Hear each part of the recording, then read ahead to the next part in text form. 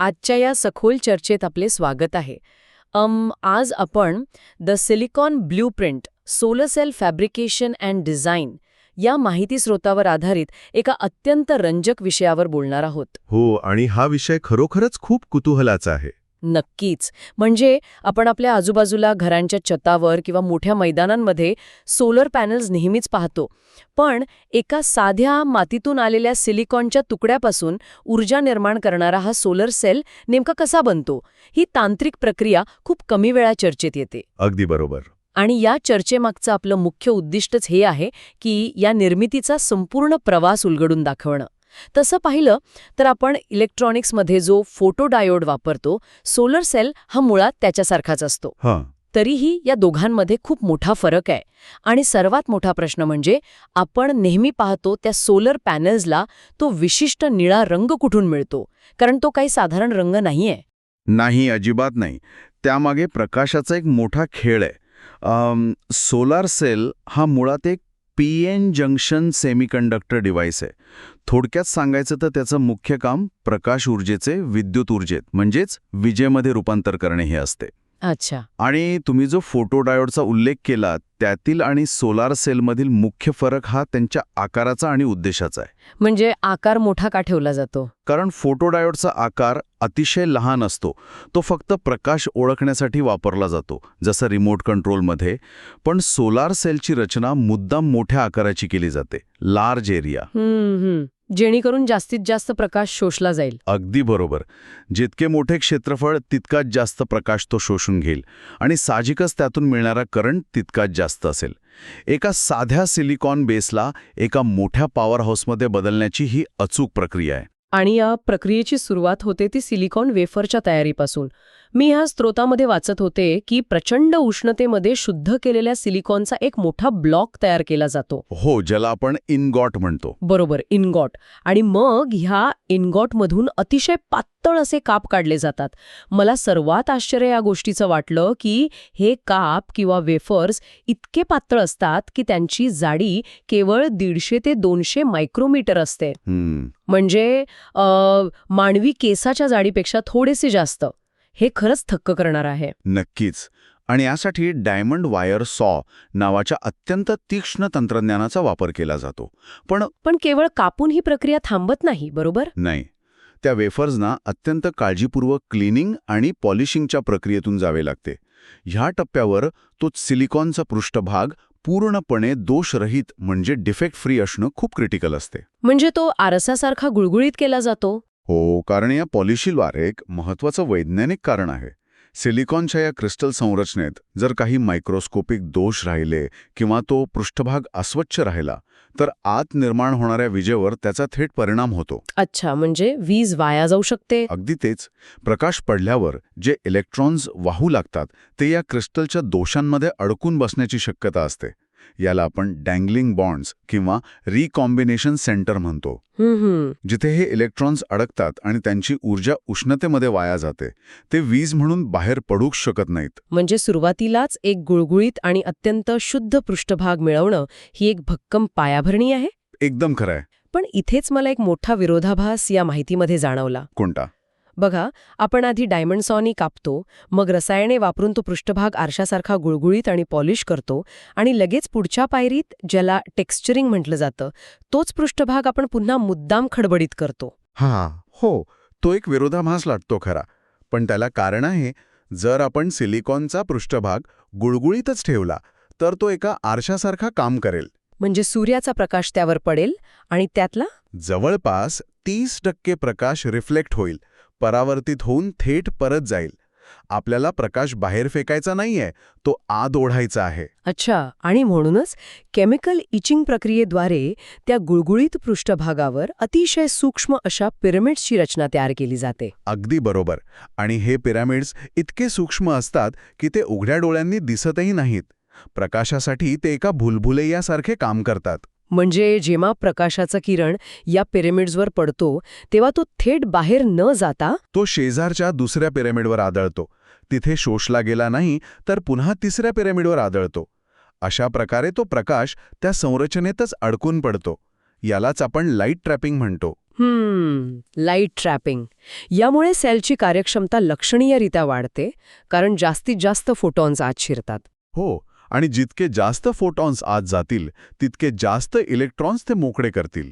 आता प्रकाश एकदा आत अडकला की मग या प्रक्रियेतील सर्वात क्रिटिकल आणि गुंतागुंतीचा टप्पा सुरू होतो, डोपिंग. हो, ही या संपूर्ण निर्मितीतील सर्वात महत्वाची पायरी आहे. इथेच तो जादुई पीएन जंक्शन तयार होतो, जो खऱ्या अर्थाने विजेची निर्मिती करतो. म्हणजे मूळ सिलिकॉन बेस हा पी टाईप असतो, ज्यामध्ये बोरॉनसारख्या घटकाचे थोडे प्रमाण असते. बरोबर, पण वीज तयार करण्यासाठी आपल्याला एका बाजूला वेगळ्या प्रकारच्या इम्प्युरिटीजची गरज असते. त्यामुळे त्या पिरामिड्स असलेल्या पृष्ठभागावर एन टाईपचा थर दिला जातो. आणि हे करण्यासाठी त्या अत्यंत नाजूक वेफर्सना एका अतिशय उच्च तापमानाच्या डिफ्युजन फर्नेसमध्ये ठेवलं जातं. हो, तिथे फॉस्फरस गॅस सोडला जातो. उच्च तापमानामुळे हे फॉस्फरसचे अणू सिलिकॉनच्या अगदी वरच्या थरात घुसतात आणि तो भाग एन टाईप बनतो. आणि जिथे हा वरचा एन टाईप थर आणि खालचा पी टाईप थर भेटतात, तिथेच पीएन जंक्शन तयार होतो. अगदी बरोबर.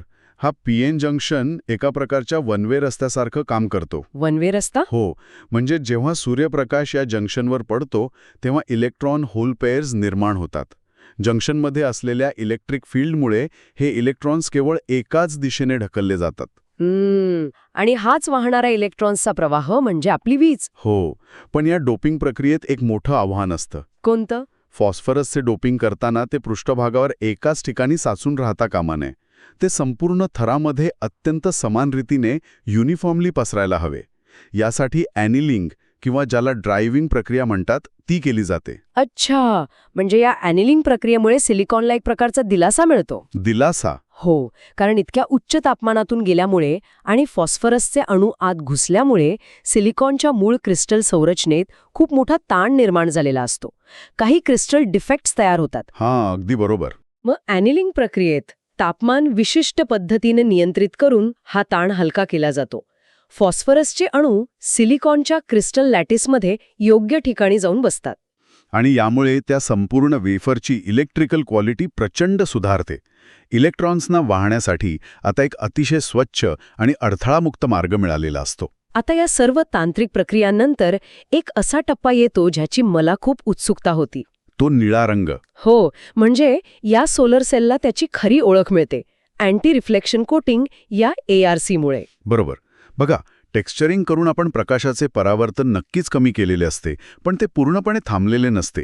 ते आणखी कमी करण्यासाठी सिलिकॉन नायट्राइडचा एक अतिशय पातळ थर या वेफरवर दिला जातो. आणि हा थर प्रकाशाच्या वेव्हलेंथच्या हिशोबाने अत्यंत अचूक जाडीचा असतो. हो, या कोटिंगचा फायदा असा होतो की प्रकाशाचे जे परावर्तन पूर्वी 30% आसपास होते ते थेट 5%पेक्षाही कमी होते. इंटरफरन्सचा परिणाम आहे. अगदी.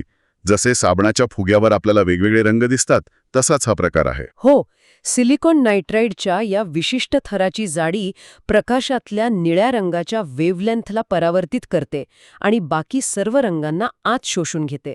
म्हणूनच आपल्याला तो निळा रंग दिसतो. बरोबर. आता प्रकाशाला आत घेण्याचे सर्व उपाय तर झाले, डोपिंगमुळे आत वीजही तयार होत आहे. पण ही तयार झालेली वीज बाहेर कशी काढायची? हा एक मोठा प्रश्न आहे. यासाठी वेफरच्या दोन्ही बाजूंना मेटलचे कॉन्टॅक्ट्स लावावे लागतात. समोरून प्रकाशही आत आला पाहिजे आणि तिथे तयार होणारी वीजही गोळा केली पाहिजे. इथेच फ्रंट मेटल कॉन्टॅक्टसाठी सिल्वर पेस्ट वापरून स्क्रीन प्रिंटिंग तंत्राचा वापर केला जातो ना? हो, हे स्क्रीन प्रिंटिंग म्हणजे एखाद्या टी-शर्टवर डिझाईन छापण्यासारखेच असते, पण त्याची अचूकता मायक्रोमीटरमध्ये असते. कारण जर आपण संपूर्ण पृष्ठभागावर धातूचा लेप लावला तर प्रकाश आत जाऊच शकणार नाही. अगदी बरोबर. म्हणूनच अतिशय पातळ अशा फिंगर्स आणि थोडे जाड अशा बस बार्सचे एक जाळे तयार केले जाते. हे फिंगर्स अतिशय जवळजवळ असतात, जेणेकरून कोणत्याही इलेक्ट्रॉनला धातूपर्यंत पोचण्यासाठी जास्त अंतर कापावे लागणार नाही. हो, आणि त्याचवेळी ते इतके बारीक असतात की ते प्रकाशाला अडथळा निर्माण करत नाहीत. जास्तीत जास्त प्रकाश आत जाणे आणि जास्तीत जास्त वीज बाहेर काढणे या दोन परस्पर विरोधी गोष्टींचा हा एक उत्तम समतोल आहे. फ्रंट कॉन्टॅक्ट तर सिल्वर पेस्टने झाला, पण बॅक कॉन्टॅक्ट म्हणजे मागच्या बाजूचं काय? तिथे तर प्रकाशाचा कोणताही प्रश्न नसतो. हो, मागून प्रकाश पडणारच नसतो. त्यामुळे तिथे संपूर्ण पृष्ठभागावर ॲल्युमिनियमचं कोटिंग केले जाते. आणि ॲल्युमिनियम वापरण्यामागे केवळ भक्कम इलेक्ट्रिकल कनेक्शन देणे हाच उद्देश नसतो. तिथे एक बॅक सरफेस फील्ड किंवा BSF तयार होतं. बरोबर. हे BSF एक प्रकारच्या इलेक्ट्रिकल ट्रॅम्पोलिनसारखं काम करते, जे इलेक्ट्रॉन्स सुकून मागच्या बाजूला भटकत जातात त्यांना पुन्हा मुख्य प्रवाहाकडे ढकलण्यासाठी हे ॲल्युमिनियम एक अदृश्य भिंतीसारखं काम करते. म्हणजे ते उसळी मारून पुन्हा जंक्शनकडे परत फिरतात आणि वाया जाण्यापासून वाचतात. हो, पण समोरून सिल्वर आणि मागून ॲल्युमिनियम नुसते छापून चालत नाही, ते सिलिकॉनशी घट्ट जोडले जाणे आवश्यक असते. यासाठी फायरिंग नावाची प्रक्रिया केली जाते. काही सेकंदांसाठी या सेलला 800 अंश सेल्सिअसच्या आसपास तापवले जाते. तीच ना? हो, या तापमानामुळे धातूची पेस्ट वितळून अँटी रिफ्लेक्शन कोटिंगला भेदून थेट सिलिकॉनला स्पर्श करते. हे तापमान इतके अचूक असावे लागते की धातू फक्त सिलिकॉनच्या संपर्कात आला पाहिजे, हो, पण तो खूप खोलवर जाऊन PN जंक्शनला डॅमेज करता कामा नये. अगदी बरोबर. आणि याच फायरिंग प्रक्रियेदरम्यान पॅसिव्हेशन ही अत्यंत महत्वाची गोष्ट घडते. पॅसिव्हेशन म्हणजे आपण आधी डँगलिंग बॉन्ड्स किंवा पृष्ठभागावरील दोषांबद्दल बोललो होतो, जिथे इलेक्ट्रॉन्स अडकून नष्ट होऊ शकतात. ते दोष या प्रक्रियेत भरून काढले जातात. हायड्रोजनचे अणू या रिकाम्या बॉन्ड्सना जाऊन चिकटतात. अच्छा, म्हणजे हे अगदी एखाद्या महामार्गावरील खड्डे बुजवण्यासारखे आहे. खड्डे बुजवले की आपले इलेक्ट्रॉन्स विना अडथळा आणि वेगाने आपल्या ध्येयापर्यंत पोहोचू शकतात. हो, या पॅसिव्हेशनमुळे सेलची एकूण कार्यक्षमता खूप वाढते आणि आपल्याला एक लो रेझिस्टन्स कनेक्शन मिळतं. वा, इतक्या गुंतागुंतीच्या टप्प्यांमधून गेल्यानंतर फायनल सोलार सेल तयार होतो, पण तो थेट बाहेर वापरण्यासाठी अजूनही तयार नसतो.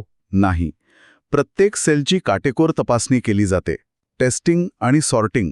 एका कृत्रिम आणि अत्यंत प्रखर अशा फ्लॅशलाईट खाली या सेलची IV कॅरेक्टरिस्टिक्स तपासली जातात. हो, तो किती व्होल्टेज आणि किती करंट देतोय याची मोजणी होते. कारण फॅब्रिकेशनमध्ये प्रत्येक सेल थोडासा वेगळा बनतो, त्यामुळे त्यांच्या क्षमतेनुसार त्यांचे वर्गीकरण केले जाते. आणि एकटा सोलार सेल हा अतिशय नाजूक असतो, अगदी एखाद्या बिस्किटसारखा ठिसूळ. जर तो तसाच बाहेर ठेवला तर काही दिवसातच खराब होईल. म्हणूनच मॉड्यूल पॅकेजिंग गरजेचं असतं. बरोबर. अनेक सोलार सेल्स एकत्र जोडून त्यांची एक मोठी माळ तयार केली जाते. या सेल्सच्या वर आणि खाली EVA म्हणजे इथिलीन विनाईल ॲसिटेटचा थर दिला जातो. सर्वात वर मजबूत टेम्पर्ड ग्लास आणि सर्वात खाली एक वेदरप्रूफ बॅकशीट. या सर्वांना एका मोठ्या व्हॅक्यूम लॅमिनेटरमध्ये दाबून सील केले जाते. हो, ज्यामुळे आत पाणी किंवा हवा जाण्यास अजिबात जागा राहत नाही. आणि शेवटी या संपूर्ण लॅमिनेटला एका ॲल्युमिनियमच्या फ्रेममध्ये बसवले जाते. हे पॅकेजिंग पॅनल्सना गारा, वादळ आणि UV लाईटपासून संरक्षण देतं, कारण हे पॅनल्स पुढची 25 ते 30 वर्ष ऊन आणि पाऊस झेलत राहणार असतात. नक्कीच. आणि भारतात टाटा पॉवर सोलर सिस्टम्स किंवा अदानी सोलर यांसारख्या कंपन्या याच प्रक्रियेचा वापर करून दररोज लाखो पॅनल्सचे उत्पादन करत आहेत. हे विज्ञान आता गिगावॅटच्या स्केलवर पोचले आहे. या संपूर्ण प्रक्रियेला लक्षात ठेवायचं असेल तर आमच्याकडे एक सोपी युक्ती आहे. टेक्स्चर, डोप, कोट, कॉन्टॅक्ट आणि पॅक. अतिशय सोपी ट्रिक आहे ही. पहिले टेक्स्चरिंग करून पिरामिड्स बनवणे, दुसरे डोपिंग करून PN जंक्शन बनवणे, तिसरे अँटी रिफ्लेक्शन कोटिंग करणे, चौथे मेटल कॉन्टॅक्ट्स लावणे आणि पाचवे सुरक्षित पॅकेजिंग करणे. प्रकाश ऊर्जेला विजेत बदलणारी ही खरोखरच अचूक अभियांत्रिकी आहे. हो, आणि या प्रवासात आपण प्रकाशाचे परावर्तन थांबवण्यासाठी केलेल्या प्रगतीबद्दल बोललो.